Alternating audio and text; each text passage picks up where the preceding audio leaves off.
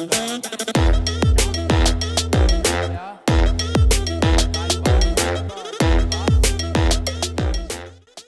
right.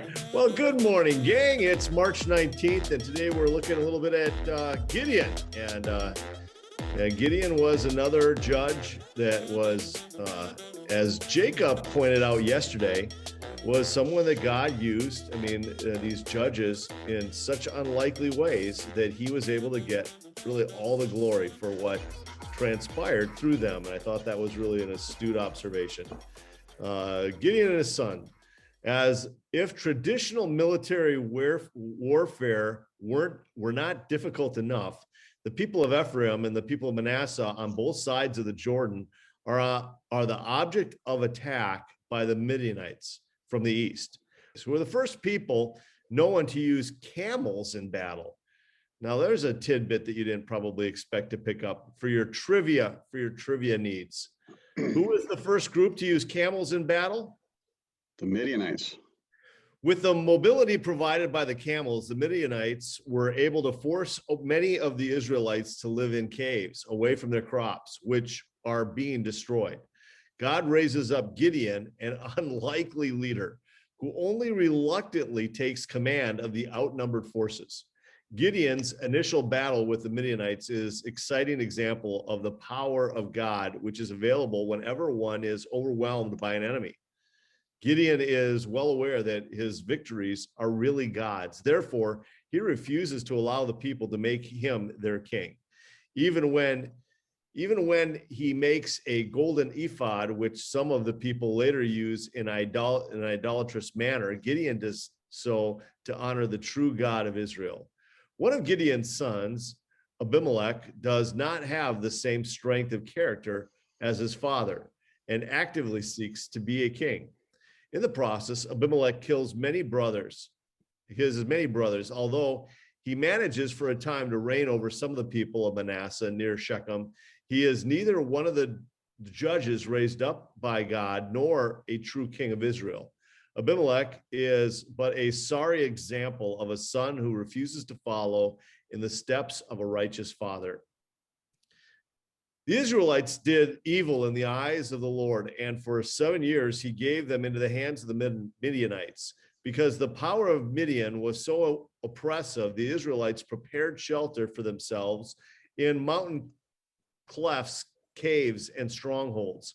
Whenever the Israelites planted their crops, the Midianites, Amalekites, and other eastern tribes invaded the country. They camped on the land and ruined the crops all the way to Gaza and did not spare a living thing for Israel, neither sheep nor cattle nor donkeys. They came up with their livestock and their tents like swarms of locusts. It was impossible to count them in their camels, and they invaded the land to ravage it. Midian so impoverished the Israelites that they cried out to the Lord for help. When the Israelites cried out to the Lord because of Midian, he sent them a prophet who said, "This is what the Lord, the God of Israel, says. I brought you up out of Egypt, out of the land of slavery. I rescued you from the hand of the Egyptians and delivered you from the hand of all your oppressors. I drove them out before you, and I gave you their land. I said to you, I am the Lord your God. Do not worship the gods of the Amorites in whose land you live, but you have not listened to me." The angel of the Lord came and sat down under the oak of Ophrah, and that belonged to Joash the Abiezrite, where his son Gideon was threshing wheat in a wine press to keep it from the Midianites. Then when the angel of the Lord appeared to Gideon, he said, "The Lord is with you, mighty warrior." "Pardon me, my Lord," Gideon replied. "But if the Lord is with us, why has all this happened to us?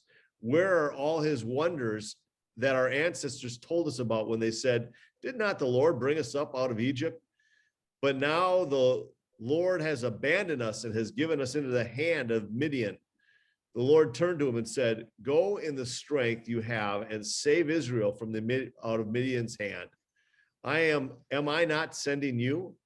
"Pardon me, my Lord," Gideon replied, "but how can I save Israel? My clan is the weakest in Manasseh, and I am the least in my family. The Lord answered, I will be with you, and you will strike down the Midianites, leave none alive. Gideon replied, if now I have found favor in your eyes, give me a sign that it is really you talking to me. Please do not go away until I come back and bring my offering and set it before you. And the Lord said, I will wait until you return. Gideon went inside, prepared a young goat from an ephah of flour, and made bread without yeast. Putting the meal in the basket and its broth in a pot, he brought them out and offered them to him under the oak. The angel of God said to him, take the meat and the unleavened bread, place them on this rock, and pour out the broth. And Gideon did so. And the angel of the Lord touched the meat and the unleavened bread with the tip of the staff that was in his hand. Fire flared from the rock, consuming the meat and the bread. The angel of the Lord disappeared. When Gideon realized that it was the angel of the Lord, he exclaimed, alas, sovereign Lord, I have seen the angel of the Lord face to face. But the Lord said to him, peace, do not be afraid, you are not going to die. So Gideon built an altar to the Lord there and called it, the Lord is peace. To this day it stands in Orpha of the Abiezrites. That same night the Lord said to him, take the second bull from your father's herd, the one 7 years old. Tear down your father's altar to Baal and cut down the Asherah pole beside it. Then build a proper kind of altar to the Lord your God on the top of this height. Using the wood of the Asherah pole that you cut down, offer the second bull as a burnt offering. So Gideon took 10 of his servants and did as the Lord told him. But because he was afraid of his family and the townspeople, he did it at night rather than in the daytime. In the morning, when the people of the town got up, there was Baal's altar demolished, with the Asherah pole beside it cut down, and the second bull sacrificed on the newly built altar. They asked each other, who did this? When they carefully investigated, they were told, Gideon, son of Joash, did it. The people of the town demanded of Joash, bring out your son. He must die because he has broken down Baal's altar and cut down the Asherah pole beside it. But Joash replied to the hostile crowd around him, are you going to plead Baal's cause? Are you trying to save him? Whoever fights for him shall be put to death by morning. If Baal really is a god, he can defend himself when someone breaks down his altar. So because Gideon broke down Baal's altar, they gave him the name Jerubbaal that day, saying, let Baal contend with him. Now all the Midianites, Amalekites, and other eastern peoples joined forces and crossed over the Jordan and camped in the valley of Jezreel. Then the Spirit of the Lord came on Gideon, and he blew a trumpet, summoning the Abiezrites to follow him. He sent messengers throughout Manasseh, calling them to arms, and also into Asher, Zebulun, and Naphtali, so that they too went up to meet them. Gideon said to God, if you will save Israel by my hand as you have promised, look, I will place a wool fleece on the threshing floor. If there is dew only on the fleece and all the ground is dry, then I will know that you will save Israel by my hand as you said. And that is what happened. Gideon rose early the next day. He squeezed the fleece and wrung out the dew, a bowl full of water. Then Gideon said to God, do not be angry with me. Let me make just one more request. Allow me one more test with the fleece, but this time make the fleece dry and let the ground be covered with dew. That night God did so. Only the fleece was dry, all the ground was covered with dew. Early in the morning, Jerubbaal, that is Gideon, and all his men camped at the spring of Harod. The camp of Midian was north of them in the valley near the hill of Moreh. The Lord said to Gideon, you have too many men. I cannot deliver Midian into their hands, or Israel will boast against me. My own strength has saved me. Now announce to the army, anyone who trembles with fear may turn back and leave Mount Gilead. So 22,000 men left, while 10,000 remained. But the Lord said to Gideon, there are still too many men. Take them down to the water, and I will thin them out for you there. If I say this one shall go with you, he shall go. But if I say this one shall not go with you, he shall not go. So Gideon took the men down to the water. There the Lord told him, separate those who lap the water with their tongues as a dog laps from those who kneel down to drink. 300 of them drank from cupped hands, lapping like dogs. All the rest got down on their knees to drink. The Lord said to Gideon, with the 300 men that have lapped, I will save you and give the Midianites into your hands. Let all the others go home. So Gideon sent the rest of the Israelites home, but kept the 300 who took over the provisions and trumpets of the others. Now the camp of Midian lay below him in the valley. During that night, the Lord said to Gideon, "Get up, go down against the camp, because I am going to give it to your hands. If you are afraid to attack, go down to the camp with your servant Hurrah, and listen to what they are saying. Afterwards, you will be encouraged to attack the camp." So he and Purah's servant went down to the outposts of the camp. The Midianites, the Amalekites, and all the others eastern people had settled in the valley thick as locusts. Their camels could no more be counted than the sands of the seashore. Gideon arrived just as the man was telling a friend his dream. "I had a dream," he's saying. A round loaf of barley bread came tumbling into the Midianite camp. It struck the tent with such force that the tent overturned and collapsed. His friend responded, "This can be nothing other than the sword of Gideon, son of Joash, the Israelite. God has given the Midianites and the whole camp into his hands." When Gideon heard the dream and its interpretation, he bowed down and worshiped. He returned to the camp of Israel and called out, "Get up, the Lord has given the Midianite camp into your hands." Dividing the 300 men into 3 companies, he placed trumpets and empty jars in the hands of all of them with torches inside. "Watch me," he told them. "Follow my lead. When I get to the edge of the camp, do exactly as I do. When I and all who are with me blow our trumpets, then from all around the camp, blow yours and shout for the Lord and for Gideon." Gideon and the 100 men with him reached the edge of the camp at the beginning of the middle watch, just after they had changed the guard. They blew their trumpets and broke the jars that were in their hands. 3 companies blew the trumpets and smashed the jars.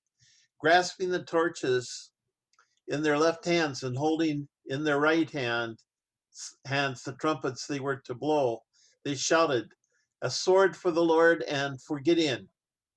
While each man held his position around the camp, all the Midianites ran, crying out as they fled.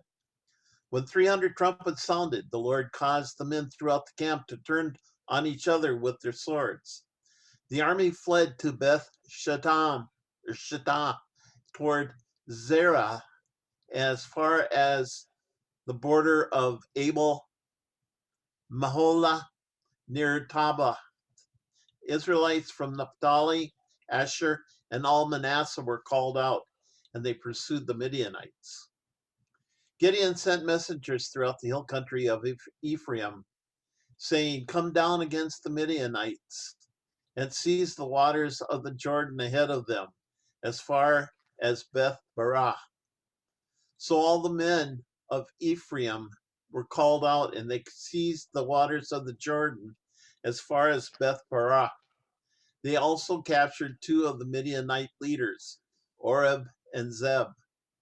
They killed Oreb at the rock of Oreb and Zeb at the winepress of Zeb.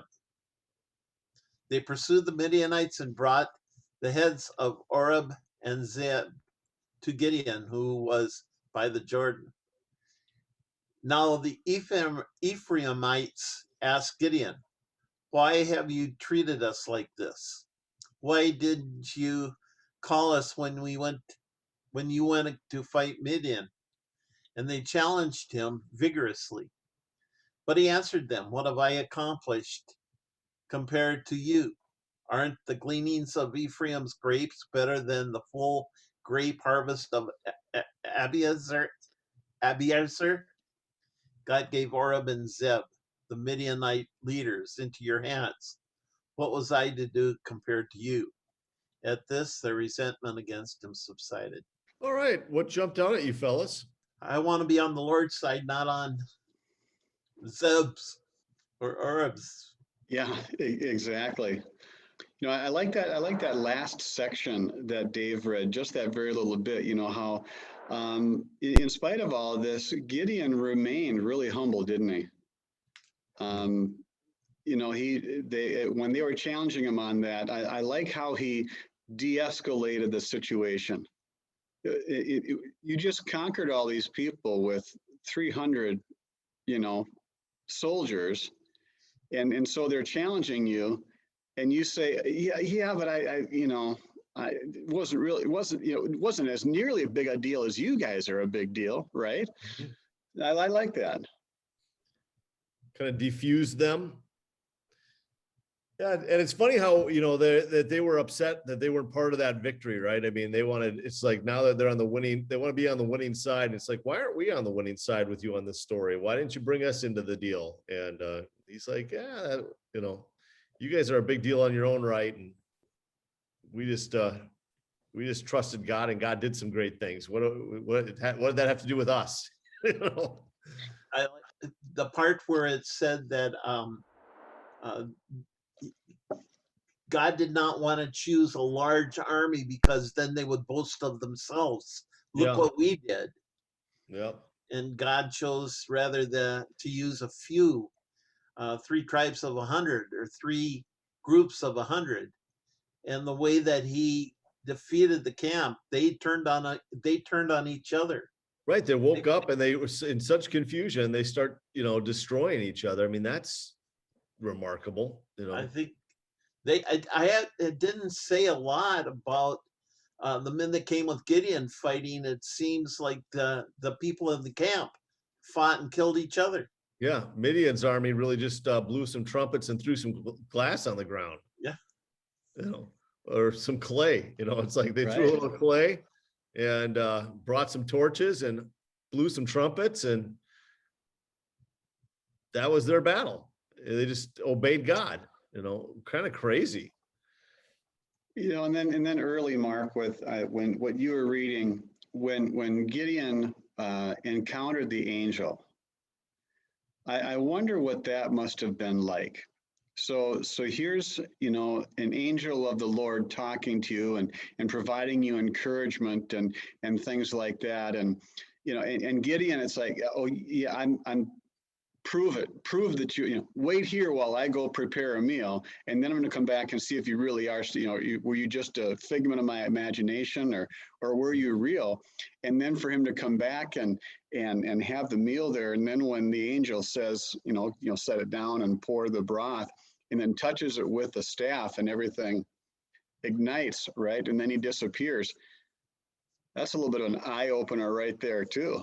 Yeah. And so his response was, I totally believe that was an angel, and God, I'm not sure if what you're asking me to do is something I can do. So I gotta test this. I'm gonna throw out a few fleeces and let's test whether or not you're really in this deal. Which didn't seem to bother God at all. It's just, it's startling that, you know, that he didn't just at that moment with the angel go, I will do whatever, you know, I'm in no matter what. Okay, I want you to go to battle. Well, okay, well, no, let's think this through a minute. You know, I'm like not significant, right? You get that, right, God? I mean, you understand that. And my tribe's not significant. I mean, you understand that. And so I don't come from the right tribe. I'm definitely not the right clansman. I'm not a good leader. You know, are you sure that you want to use me? I can't get my mind around that. So let's throw a fleece on the ground, and if it's wet and the rest of the ground is dry, and what, he wrings it out and there's like a whole bowl of water. And then he's like, okay, so that totally happened just now. But God, just give me one more sign. Just one more. I just need a little bit. I'm so close to being on the right side of this decision. But let's do this one. Let's give it one more day and think this through. Let me try that with the fleece again. If the ground is wet and the fleece is dry, then I definitely, I'm in, right? And God should have probably just smited him right there. Right. He says, no, you know what? You're my guy, and I want you to have complete trust. I want you to have confidence that I'm in this with you.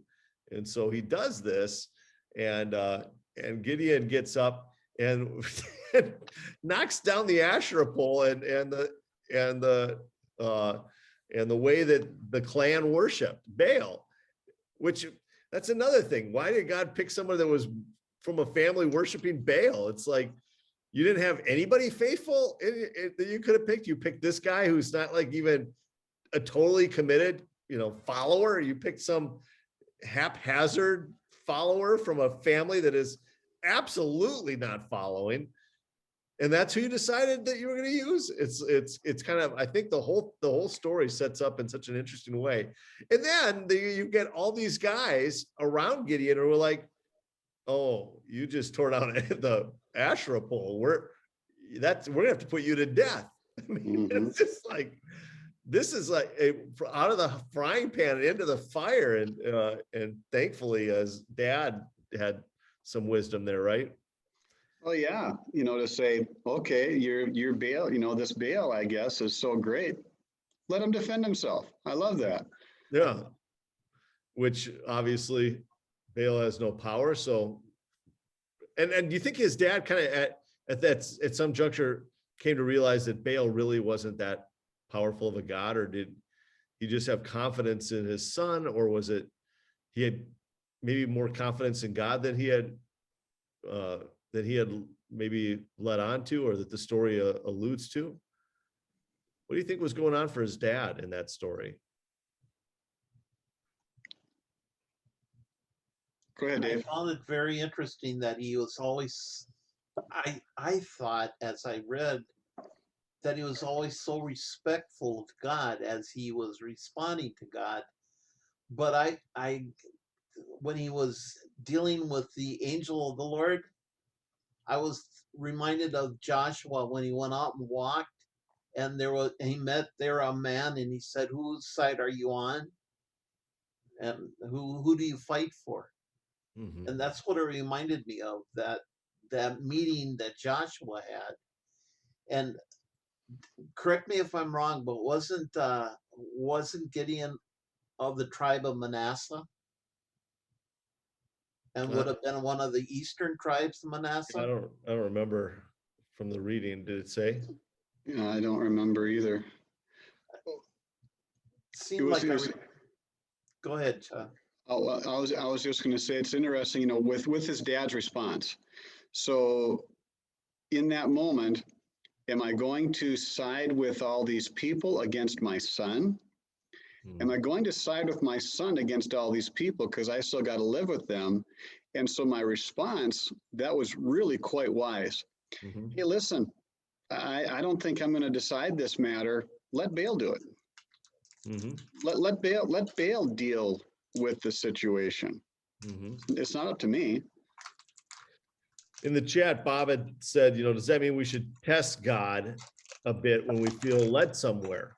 And that's an interesting question. I mean, I think that that there is a degree of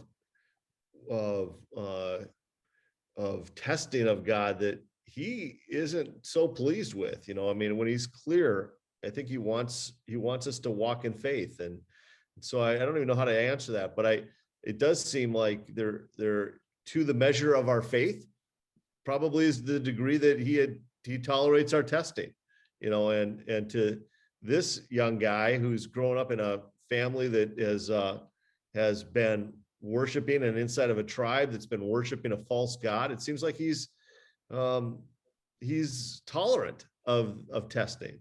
But I think once he's proven himself, there would have come a time when he tired of being tested, that it's like, no, I've shown myself to you, Gideon, walk in this. But as he becomes convinced, Gideon does walk in it. So I think as your faith is developed, there's a greater responsibility for us to walk in who we know God is and the truth of who we know he is, and in different ways. But what a cool thing though to say, you know what, God, I really want my faith to be encouraged, and to come in at that with a pure heart, and will you really show me? I think part of the way he shows us is through sometimes some testing. So I'm not sure how to answer the question, Bob. Be curious what your thoughts are in it, as you've experienced probably greater degrees of God leading you through complex circumstances, and many people I know. How has he showed you that? But maybe if you throw that in the chat or for another day. Well, why do you think Gideon needed so much reassurance before he could obey? Kind of going with Bob's question, why do you think that he needed that?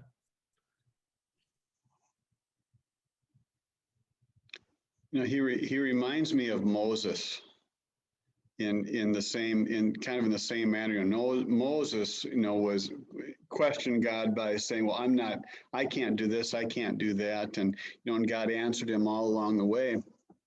And I wonder if too, is it possible, and I don't know the answer to this, but is it possible that Gideon was maybe still a little unsure of God himself? Because if he was raised in kind of this environment, or if he was around this environment, there had to be some confusion with all these different gods, right? So was he, in his questioning, really, you really want me to do this? Was there maybe some realization, Mark, Dave, that he realized, who he was, and it's like, are you sure about this? Yeah, like are you really going to use someone like me? I think there's something really that's really rich there. And you find that if anything looks like it's going the wrong way, oh, maybe I didn't understand God right in this. Mm-hmm. Maybe I misunderstood God. And I think that, God's patience with Gideon, I think is incredible. Mm-hmm. I think it's, the angel of God having struck the altar and having it consumed everything.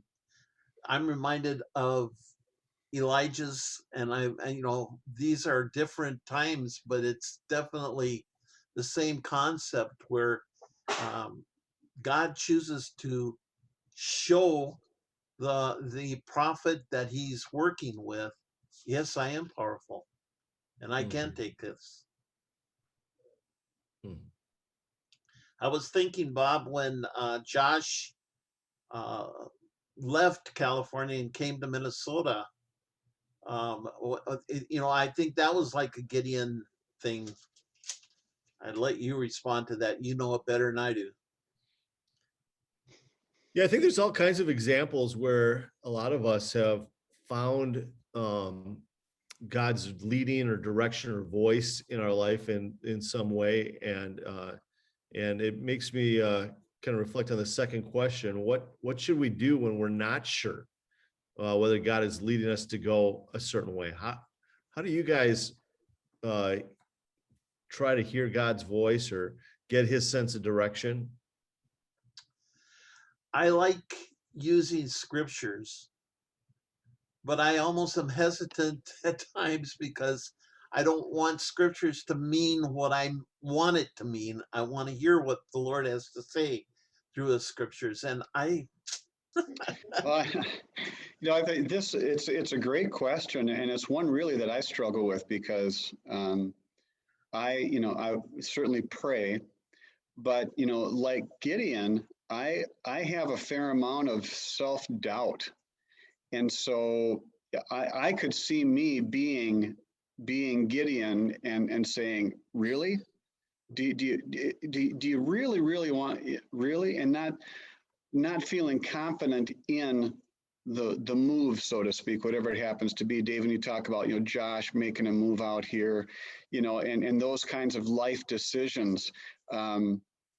But I know I find myself, I would be more like Gideon in that you really got to show me this. I need crystal clarity here, because if there's any kind of, it looks like I really do struggle, if I don't have, clarity. And sometimes I've made the wrong decision. I think about career decisions that I've made that, I mean, ultimately they've turned out all right, but it's like, this seemed like the right thing to do. And now I look back, it's the value of looking in the rearview mirror sometimes, right? To say, Well, that's a path that turned out okay, but it probably wasn't the right one to be on at the time.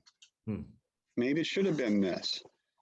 It's easier to look backwards sometime and see your mistakes more clearly. Way easier.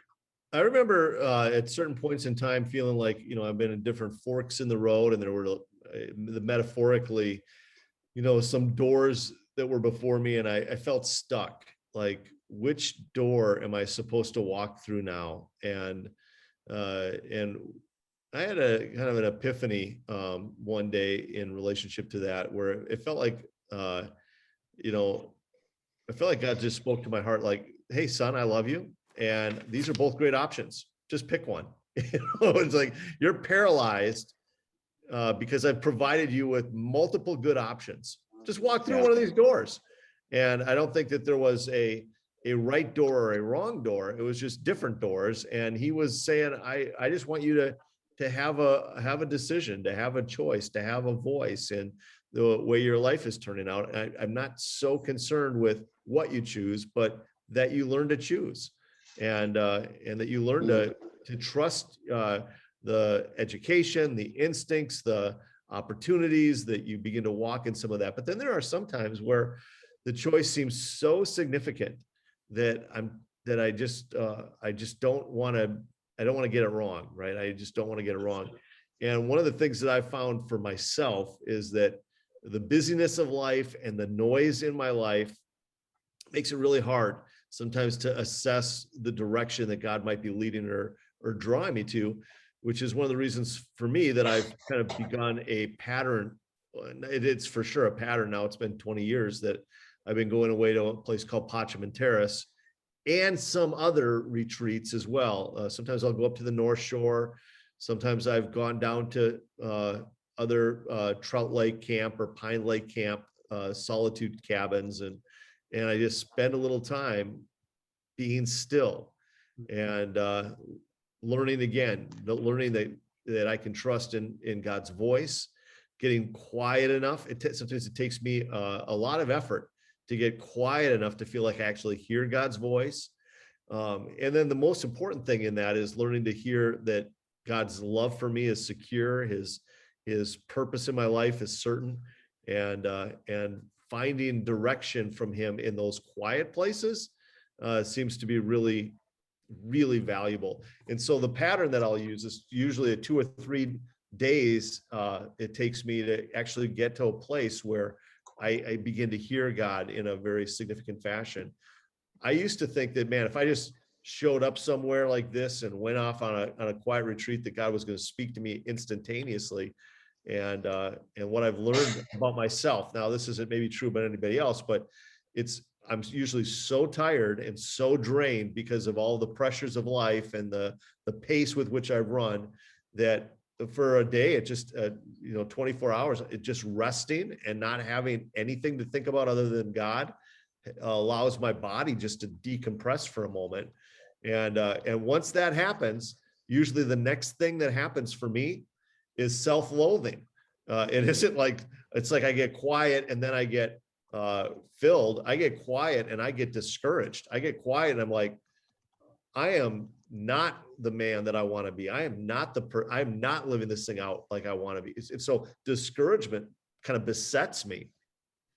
And it's actually sometime after that discouragement that I suddenly finally find myself hearing from God again that, Mark, no, you maybe haven't lived this out the way you want to live it out. And you've made decisions that nobody that knows about the decisions are happy about. No one, not your wife, not your kids, not your friends, not your job. Nobody that knows about nobody's happy. I'm not happy. God is like, I'm not. But you know what, Mark? I love you, and I cherish you, and you're a valuable son to me, and so it's in that space where I get past the bad decisions or the criminality of my heart or the way with which I've struggled. I get past that, and I get to the point where I feel like God adores me and has chosen me for good things, and then I start to hear, and so there's a process for me in learning to hear from God that really begins in making a conscious decision to kind of crawl up on dad's lap and say, you know what, dad, I need you to rock me to sleep tonight. You know what, dad, I need you to hold me through this decision. You know what, Papa, I need to share my heart here. I feel like I've really screwed some things up. Maybe I haven't done this right, or maybe I'm not doing this well. And it's in that place of repentance and seeking him that I feel like God restores me and directs my path. But that's a pattern that in the pattern, I find great confidence in following his direction. So. Amen. You know, there's so much wisdom in what Mark says that I don't really want to add anything to it. That peace, you know, we're talking about peace with our men's coffee group, and that peace that you get when you are able to hear what God is saying to you. Mm-hmm. So let's kind of close out with this third question. What steps do you need to take when you're feeling hesitant to move? How do you do it? That's how I do it, but how do you do it?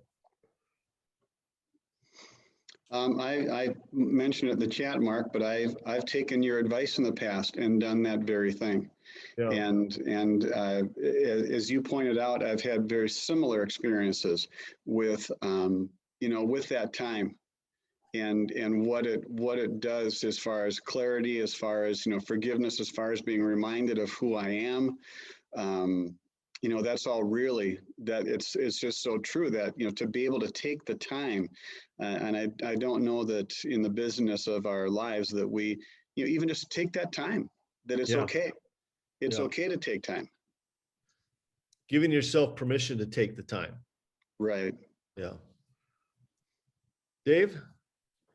I find that one of the things that you said earlier to me and Todd is that I look at what God has given me. I look at how God has blessed me and how God has blessed Shelley and me and our home and that. And I'm just struck by what God does in our lives in such a very real way. Well, hopefully when we're living this out rightly, we get filled with a sense of gratitude for who God has been, who he is, and who he will be in our lives, and how he's sustained us and carried us through. And when we begin to live out a heart of gratitude, it seems like so many things that are out of focus come into focus. So Pastor Dave, why don't you pray us out today that our hearts are filled with a sense of awe and wonder at God's choosing us to be a part of his plan, and that he would allow us to be filled with gratitude like he's filled your heart. I'm honored. Father, it is so with such humility that I stand before you, realizing that I'm not yet what you would have me to be, but I want more than anything else for your grace to supply all of my needs. But more than anything else, Lord, that I might be your workman that needs not be ashamed, rightly dividing the word of truth. And Father, I am just grateful that I can come to you, and that as a group we can come and lay our burdens at your feet at the foot of the cross, and be aware that, Lord, not only do you love us, but you've worked in our lives to make the fleece damp on the top or dry on the top, and just to give us the sense of your direction in your leading. Father, I just ask that you would be honored through this. In Jesus' name, amen. Amen.